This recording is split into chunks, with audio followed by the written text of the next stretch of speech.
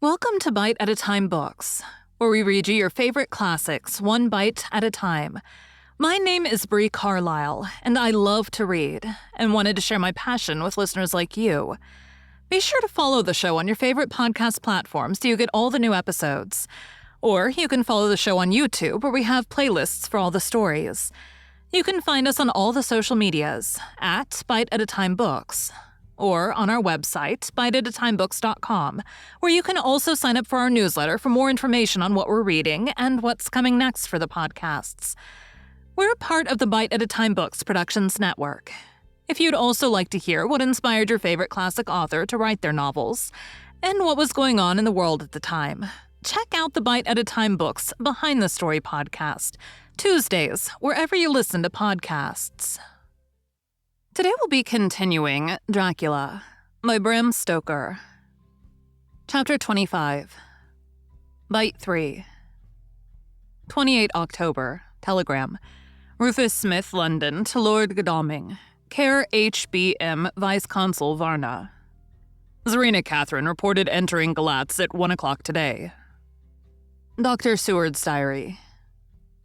28 October. When the telegram came announcing the arrival in Galatz, I do not think it was such a shock to any of us as might have been expected. True, we did not know whence or how or when the bolt would come, but I think we all expected that something strange would happen. The delay of arrival at Varna made us individually satisfied that things would not be just as we had expected. We only waited to learn where the change would occur. Nonetheless, however, was it a surprise? I suppose that nature works on such a hopeful basis, that we believe against ourselves that things will be as they ought to be, not as we should know that they will be. Transcendentalism is a beacon to the angels, even if it be a will-o'-the-wisp to man. It was an odd experience, and we all took it differently. Van Helsing raised his hand over his head for a moment, as though in remonstrance with the Almighty. But he said not a word, and in a few seconds stood up with his face sternly set.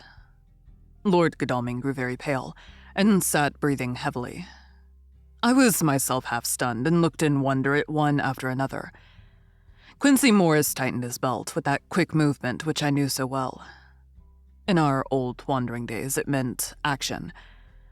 Mrs. Harker grew ghastly white, so that the scar on her forehead seemed to burn.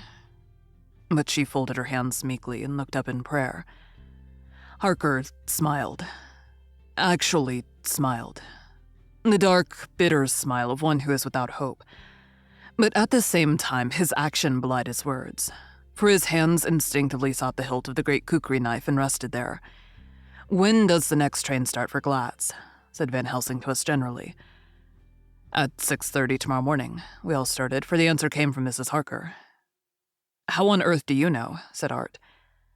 "You forget. Or perhaps you do not know, though Jonathan does, and so does Dr. Van Helsing, that I am the train fiend. At home in Exeter, I always used to make up the timetables, so as to be helpful to my husband. I found it so useful sometimes that I always make a study of the timetables now. I knew that if anything were to take us to Castle Dracula, we should go by Galatz, or at any rate through Bucharest.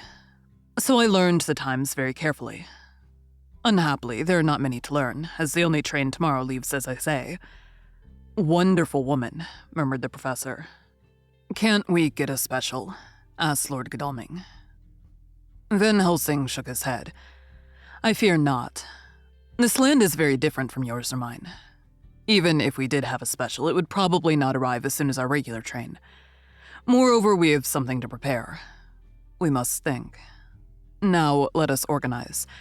You, friend Arthur, go to the train and get the tickets and arrange that all be ready for us to go in the morning.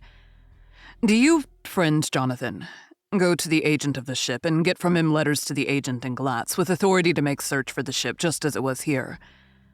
Morris Quincy, you see the vice consul, and get his aid with his fellow in Galatz, and all he can do to make our way smooth, so that no times be lost when over the Danube. John will stay with Madam Mina and me, and we shall consult. For so if time be long, you may be delayed. And it will not matter when the sun set, since I'm here with Madam to make report. And I, said Mrs. Harker brightly, and more like her old self than she had been for many a long day. Shall try to be of use in all the ways, and shall think and write for you as I used to do. Something is shifting from me in some strange way, and I feel freer than I have been of late. The three younger men looked happier at the moment as they seemed to realize the significance of her words. But Van Helsing and I, turning to each other, met each a grave and troubled glance. We said nothing at the time, however. When the three men had gone out to their tasks, Van Helsing asked Mrs. Harker to look up the copy of the diaries and find him the part of Harker's journal at the castle. She went away to get it. When the door was shut upon her, he said to me, "We mean the same. Speak out." There is some change. It is a hope that makes me sick, for it may deceive us. Quite so. Do you know why I asked her to get the manuscript? No, said I, unless it was to get an opportunity of seeing me alone. You are in part right, friend John, but only in part. I want to tell you something. And oh, my friend, I am taking a terrible risk, but I believe it is right. In the moment when Madame Mina said those words that arrest both our understanding, an inspiration came to me. In the trance of 3 days ago, the Count sent her his spirit to read her mind. Or more like he took her to see him in his earth box in the ship with water rushing. Just as it go free at rise instead of sun. He learned then that we are here, for she have more to tell in her open life with eyes to see and ears to hear than he, shut as he is in his coffin box. Now he make his most effort to escape us. At present he want her not. He is sure with his so great knowledge that she will come at his call. But he cut her off. Take her as he can do, out of his own power, so that she come not to him. Ah, there I have hope that our man-brains that have been of man so long and that have not lost the grace of God will come higher than his child-brain that lie in his tomb for centuries, that grow not yet to our stature, and that do only work selfish and therefore small. Here comes Madame Mina. Not a word to her of her trance. She know it not, and it would overwhelm her and make despair just when we want all her hope, all her courage. When most we want all her great brain, which is trained like man's brain, but is of sweet woman and have a special power which the Count give her, and which he may not take away altogether, though we think not so. Hush, let me speak, and you shall learn. Oh, John, my friend, we are in awful straits. I fear as I never feared before. We can only trust the good God. Silence, here she comes. I thought that the professor was going to break down and have hysterics, just as he had when Lucy died. But with a great effort, he controlled himself, and was at perfect nervous poise, when Mrs. Harker tripped into the room, bright and happy-looking, and in the doing of work, seemingly forgetful of her misery. As she came in, she handed a number of sheets of typewriting to Van Helsing. He looked over them gravely, his face brightening up as he read. Then, holding the pages between his finger and thumb, he said, "Friend John, to you with so much of experience already, and you too, dear Madame Mina, that are young, here is a lesson. Do not fear ever to think. A half-thought has been buzzing often in my brain, but I fear to let him loose his wings. Here now with more knowledge, I go back to where that half-thought come from, and I find that he be no half-thought at all. That be a whole thought, though so young that he is not yet strong to use his little wings. Nay, like the ugly duck of my friend Hans Andersen, he be no duck thought at all, but a big swan thought that sail nobly on big wings when the time come for him to try them. See, I read here what Jonathan have written. That other of his race, who in a later age again and again brought his forces over the great river into Turkeyland, who, when he was beaten back, came again and again and again, though he had to come alone from the bloody field where his troops were being slaughtered, since he knew that he alone could ultimately triumph. What does this tell us? Not much. No. The Count's child thought see nothing. Therefore he speaks so free. Your man thought see nothing. My man thought see nothing till just now. No. But there comes another word from someone who speak without thought. Because she, too, No, not what it mean. What it might mean. Just as there are elements which rest, yet when in nature's course, they move on their way and they touch. Then, poof. And there comes a flash of light, heaven-wide, that blind and kill and destroy some, but that show up all earth below for leagues and leagues. Is it not so? Well, I shall explain. To begin, have you ever studied the philosophy of crime? Yes and no. You, John, yes, for it is a study of insanity. You, no, Madam Mina, for crime touch you not. Not but once. Still, your mind works true, and argues not a particulari ad universale.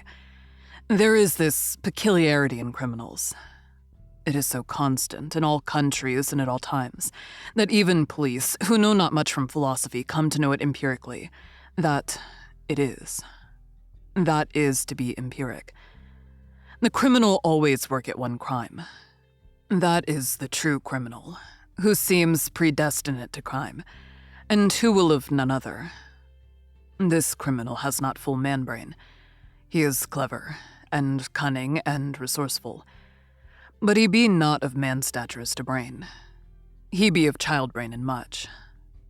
Now this criminal of ours is predestinate to crime also. He too have child brain, and it is of the child to do what he have done.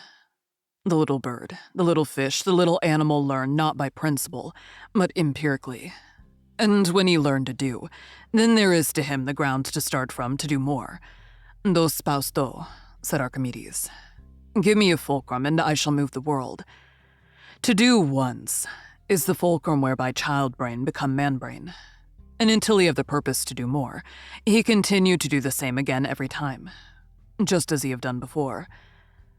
Oh, my dear, I see that your eyes are opened, and that to you the lightning flash show all the leagues. For Mrs. Harker began to clap her hands, and her eyes sparkled. He went on. Now you shall speak. Tell us two dry men of science what you see with those so bright eyes. He took her hand and held it whilst she spoke. His finger and thumb closed on her pulse, as I thought instinctively and unconsciously as she spoke. The Count is a criminal, and of criminal type. Nordau and Lombroso would so classify him, and qua criminal, he is of imperfectly formed mind. Thus, in a difficulty, he has to seek resource and habit. His past is a clue, and the one page of it that we know, and that from his own lips, tells that once before, when in what Mr. Morris would call a tight place, he went back to his own country from the land he had tried to invade, and thence, without losing purpose, prepared himself for a new effort. He came again better equipped for his work, and won. So he came to London to invade a new land. He was beaten. And when all hope of success was lost, and his existence in danger, he fled back over the sea to his home, just as formerly he had fled back over the Danube from Turkeyland. Good. Good, oh you so clever lady, said Van Helsing enthusiastically as he stooped and kissed her hand. A moment later he said to me, as calmly as though we had been having a sick-room consultation, 72 only. And in all this excitement, I have hope.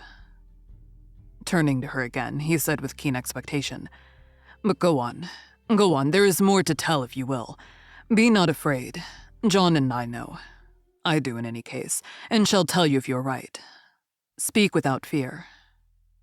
I will try to, but you will forgive me if I seem egotistical.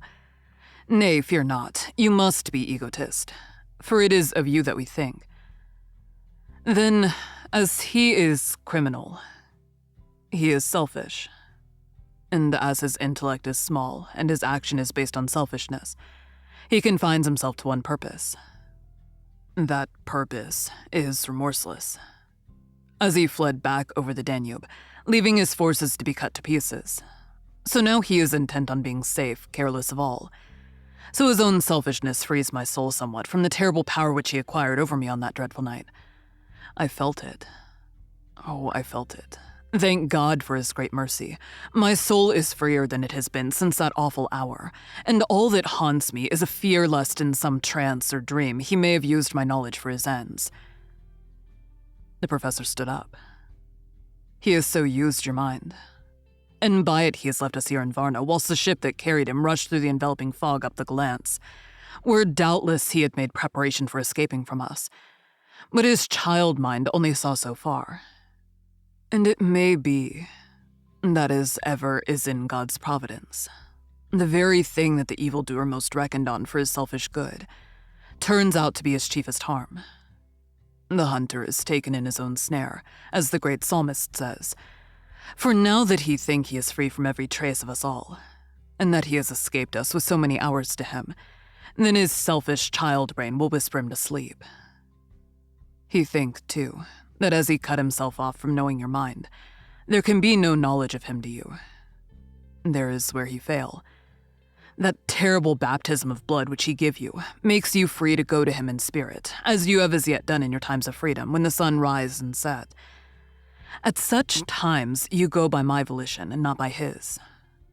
In this power to good of you and others, as you have won from your suffering at his hands, this is now all the more precious that he know it not, and to guard himself have even cut himself off from his knowledge of our where.